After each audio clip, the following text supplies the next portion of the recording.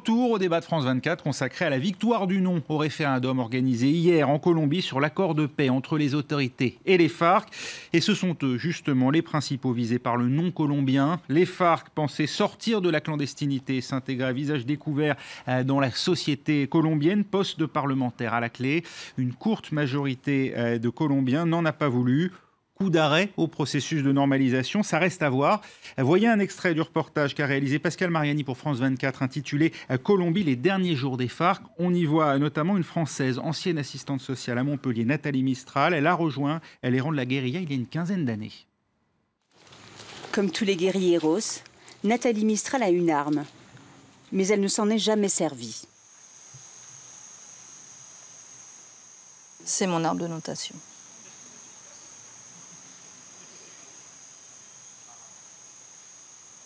Tu la portes des fois quand tu sors du campement? Toujours. Toujours, mais souvent cachée ou dans un sac. Quand tu mets une arme sur la table, même si ton intention c'est pas de t'en servir, il y a un effet intimidant qui n'est pas bon pour le dialogue. Les armes sont de plus en plus délaissées. Une petite révolution est en cours pour cette guérilla longtemps coupée du reste du monde. Les nouvelles technologies remplacent peu à peu l'arsenal militaire.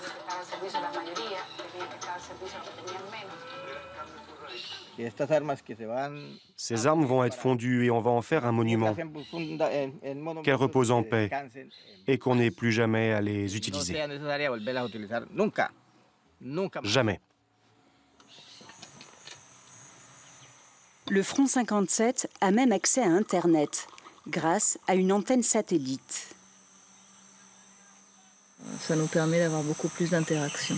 On a un Facebook,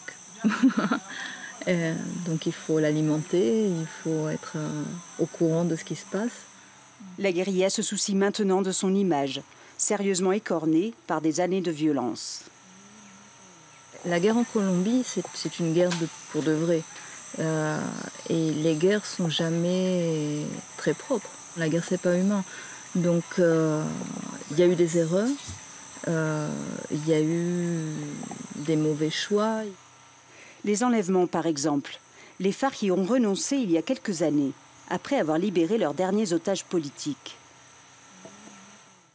Et un reportage à voir dans son intégralité. Ce sera demain, mardi à 12h40, heure de Paris, dans notre magazine Reporter. Avec nous en direct de Mexico, Gaspard Estrada, qui était encore jusqu'à ce matin à Bogota. Que peuvent faire dorénavant les 5700 et quelques combattants FARC? Est-ce qu'on peut envisager un retour à la clandestinité ou est-ce qu'ils n'ont d'autre choix finalement que de poursuivre le dialogue coûte que coûte avec les autorités colombiennes? Bon, en ce qui concerne les FARC, je pense que les initiatives politiques majeures qui ont été entreprises par le leadership des FARC suite justement à ces négociations et surtout à la 10e conférence nationale des FARC qui a eu lieu il y a quelques semaines et qui pour la première fois était ouverte aux médias, à la presse, ça rend très difficile aujourd'hui de retourner en arrière et d'annoncer une rupture brutale de ces négociations de paix.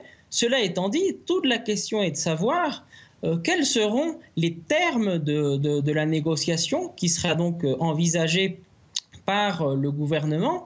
Il ne faut pas oublier que le chef de l'équipe de négociateurs du gouvernement, Humberto de la Calle, a présenté, en tout cas a soumis sa démission au président Santos. Donc on ne sait pas, par exemple, aujourd'hui, qui sera l'équipe de négociateurs, quel sera le nouvel agenda proposé par le gouvernement. Il me semble que cela sera envisagé après les consultations du président Santos avec l'ensemble des forces politiques et on verra si l'ancien président Uribe participera ou non à ce dialogue. Hier soir, il a envoyé un signal dans ce sens, mais tant qu'on n'aura pas le contenu, je pense que ce sera difficile de savoir quelle sera la réponse politique des FARC. Les FARC qui se trouvent de la même manière que le président Santos dans une situation compliquée où ils ont vraiment investi une grande partie de leur capital politique dans cette victoire du oui. Et aujourd'hui, on se retrouve véritablement avec un pays divisé. Parce que certes, le non l'a emporté, mais d'une très courte tête.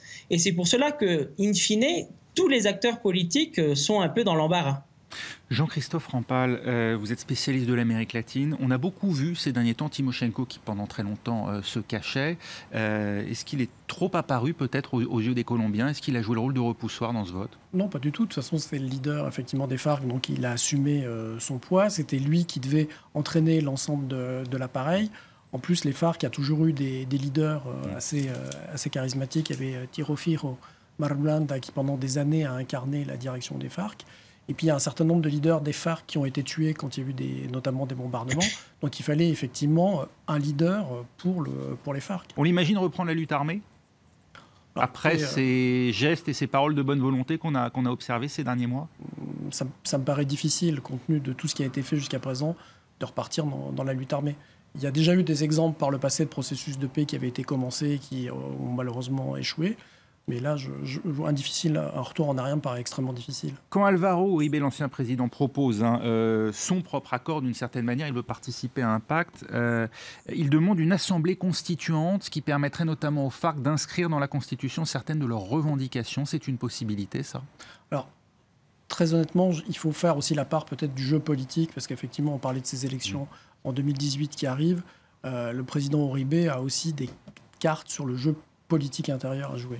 Je pense qu'on va rentrer jusqu'en 2018 dans une phase d'empêtrement juridique et pas très intéressante politiquement, à part le fait que les FARC vont être en difficulté pour mener une lutte politique. Sinon, il y aura peut-être une course au sein de l'uribisme et au sein de la droite pour voir qui sera le nouveau candidat, qui peut-être sera l'actuel ministre de l'Intérieur de Santos, Germán Vargas Lleras. Lui, il a beaucoup de chance et il ferait un peu ce que Santos a fait à Uribe. Il ne faut pas oublier que était ministre de la Défense. Santos a été le ministre de la Défense de Uribe. Oui. Il a mis en place la politique de chasse au chef de la guérilla. C'est un homme de droite. Santos n'est pas un pacifiste. Enfin, il est devenu un pacifiste, mais ce n'est pas un homme de gauche. C'est un homme de droite. Il défend des intérêts du monde de la droite. Et aujourd'hui, il se retrouve un petit peu dans la même situation qu'a connue Pastrana avec Uribe, c'est-à-dire quelqu'un qui s'oppose aux FARC et qui va monter de l'avant par rapport à lui. Mais on a le sentiment néanmoins quand on écoute les observateurs aujourd'hui que l'avenir des FARC, du moins leur intégration et leur place dans la société colombienne, passe aujourd'hui par Uribe, qui finalement d'une certaine manière a davantage d'éléments que n'en a le président Santos. Uribe a en tant que président son pilier comme politique et en tant que président. Son pilier a été la sécurité démocratique, c'est-à-dire battre les FARC, les considérer non pas comme des interlocuteurs, mais comme des ennemis qui doivent être soit tués, soit en prison, soit éventuellement, ça il ne l'a pas dit, mais je pense qu'il pourrait le dire désormais, en exil. Est-ce que l'issue politique des FARC ne peut pas dépendre dans ces circonstances-là de Uribe? À mon avis, les FARC doivent jouer sur un autre tableau.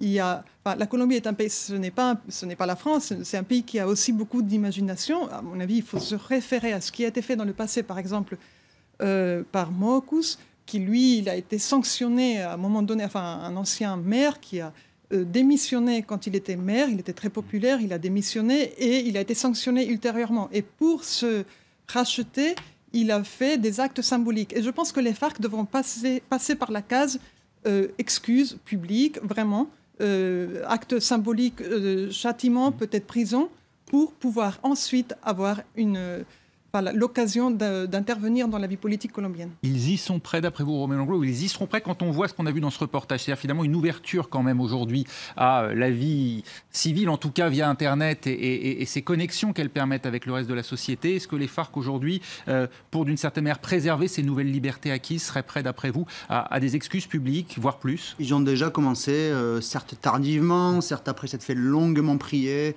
à présenter des excuses publiques.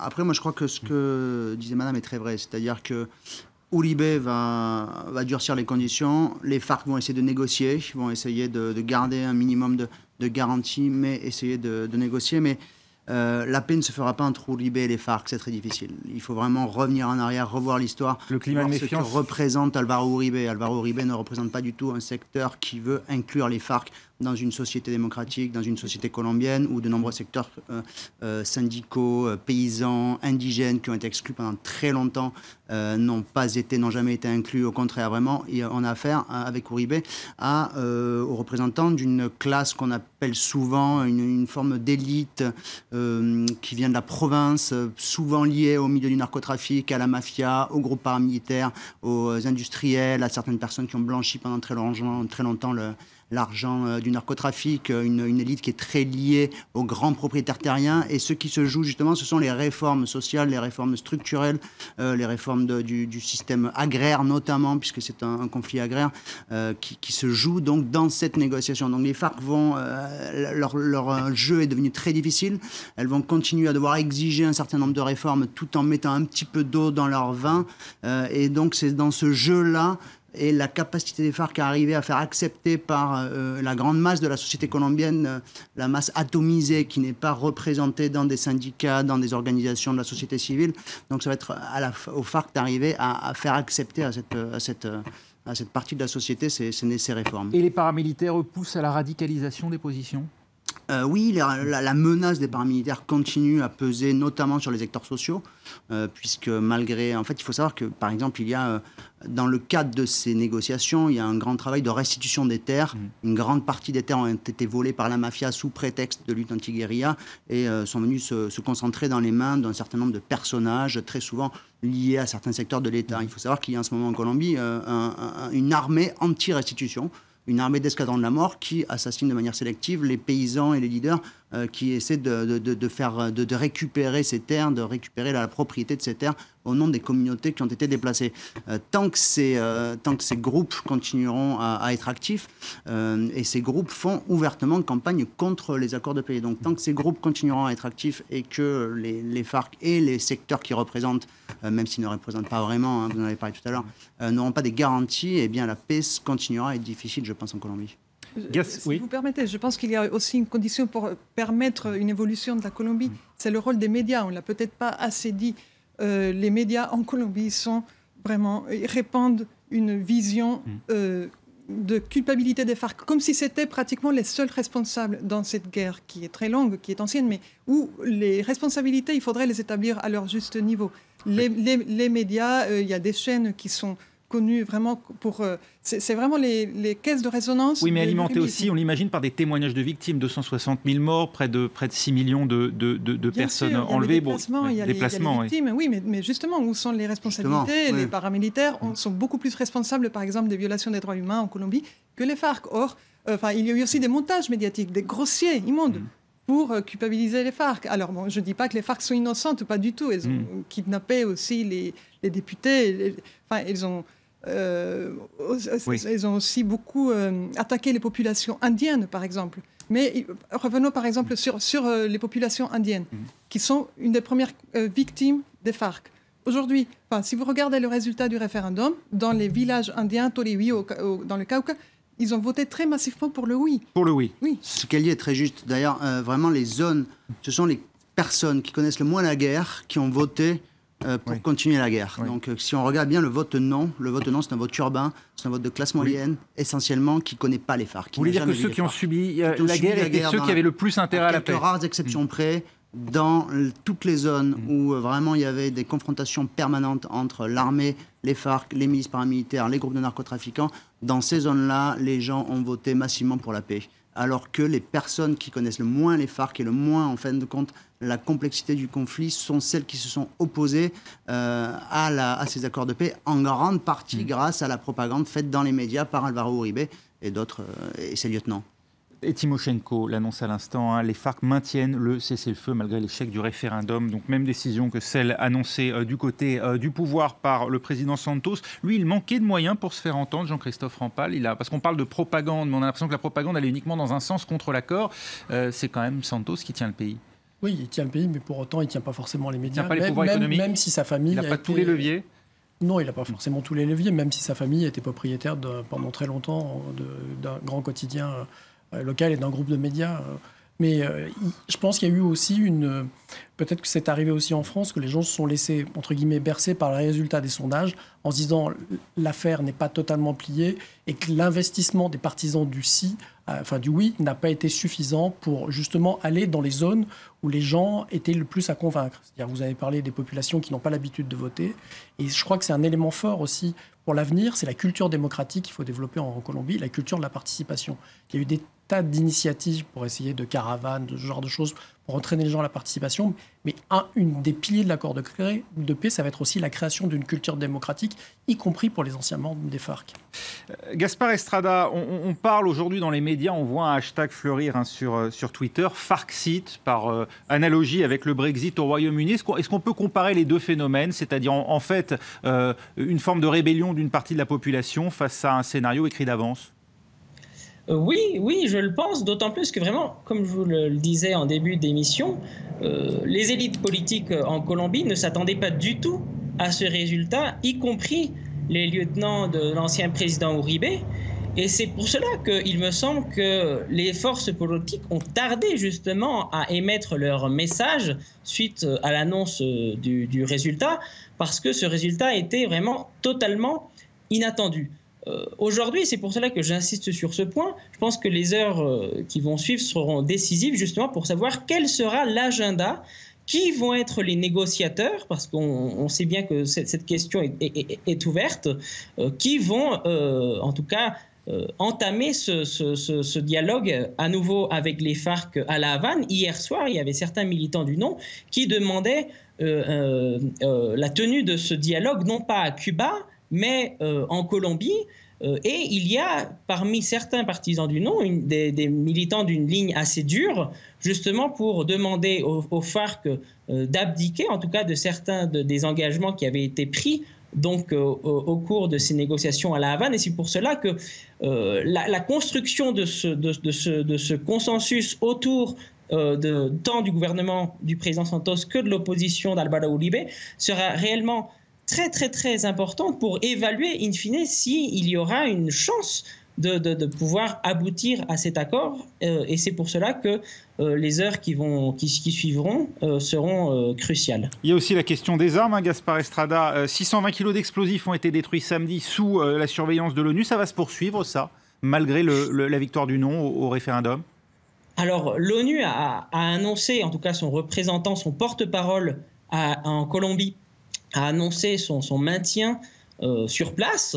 Donc, il y a une espèce de statu quo. En tout cas, malgré cela, les FARC n'ont pas annoncé la poursuite, justement, de cette démilitarisation. Je pense qu'aujourd'hui, il y a deux éléments à noter. D'un côté, cette annonce politique qui a été faite par tous les acteurs, que ce soit le président Santos, l'ancien président Uribe, les FARC, y compris le LN, qui ont tous, donc la deuxième guérilla colombienne, qui ont tous annoncé leur volonté de maintenir ce processus, mais de l'autre aussi un certain attentisme sur le plan plus concret du fait du caractère inespéré de ce résultat et en attente justement de trouver un consensus minimal pour pouvoir reprendre ces discussions et in fine arriver à un accord, sachant qu'il y a cette perspective des élections présidentielles de 2018 qui ne va sûrement pas simplifier la tâche du gouvernement et de l'opposition.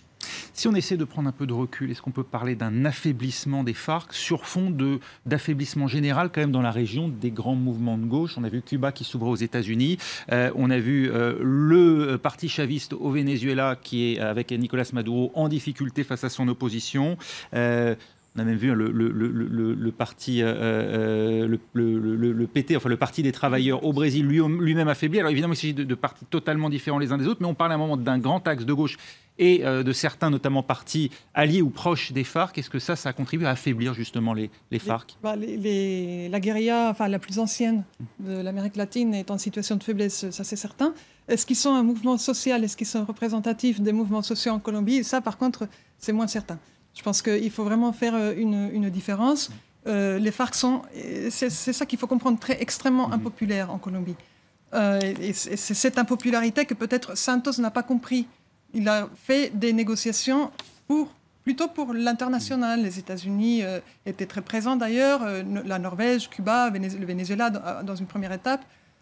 mais les Colombiens, il fallait leur parler à eux. C'est eux qui n'aiment pas, qui ne peuvent pas supporter les FARC. Donc, je pense que... Bon, mais pour revenir à votre question, oui, sinon, il y a en Amérique latine, de toute évidence, une perte de vitesse des mouvements de gauche, y compris en Argentine aussi, que vous n'avez pas mentionné. Oui, avec l'arrivée de Mauricio Macri.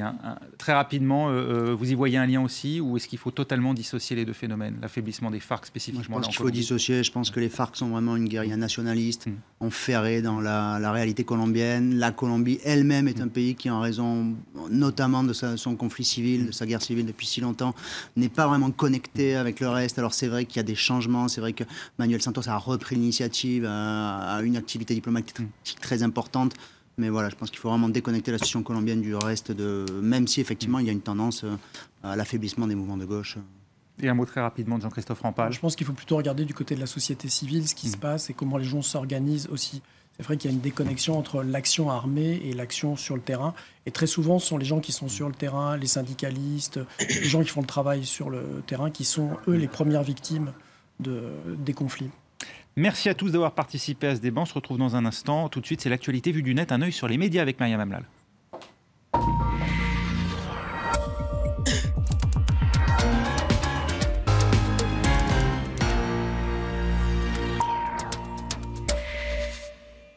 L'actualité du net. Amlal, un œil sur les médias. Bonjour Myriam. Bonjour Raphaël. On revient sur l'affaire qui a fait les gorges chaudes des gazettes ici en France. On s'excuse à l'avance. C'est pas forcément le sujet en soi qui nous passionne, mais il est vrai que ça montre de la France, en tout cas peut-être aux touristes, en tout cas aux étrangers, qui regardent une image pas toujours flatteuse. Le vol qui est intervenu donc la nuit dernière dans un palace parisien. Cette histoire a étouffé toutes les autres histoires sur les réseaux sociaux, autant vous le dire tout de suite. Il y a beaucoup de moqueries, de railleries par rapport à ce braquage de la célèbre Kim Kardashian. Des bijoux d'une valeur de 10 millions, à peu près 10 millions d'euros. Alors d'abord, les moqueries. Regardez, on s'est un petit peu inspiré de Tintin, les bijoux de la Castafiore. Beaucoup ont repris ces dessins. Malheureusement, ça met un peu de temps. Voilà. La Kardashian, donc. Voilà, la Kardashian avec cette image qui reprend bien sûr la célèbre bande dessinée Tintin et les bijoux de la Castafiore. Vous avez donc beaucoup de moqueries, beaucoup s'interrogent sur